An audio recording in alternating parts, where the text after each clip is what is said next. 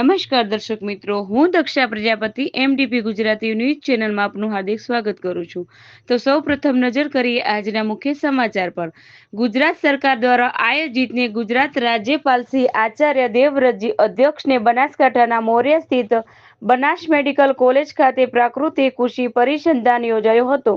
બનાસ ડેરીના ઉપક્રમે યોજાયેલા કાર્યક્રમમાં મેડિકલ કોલેજ મોરિયા ખાતે 10,000 જેટલા ખેડૂતો તથા જિલ્લાના કુલ 50,000 ખેડૂતો માધ્યમથી પ્રાકૃતિક કૃષિ પરિસંધાનમાં જોડાયા હતા.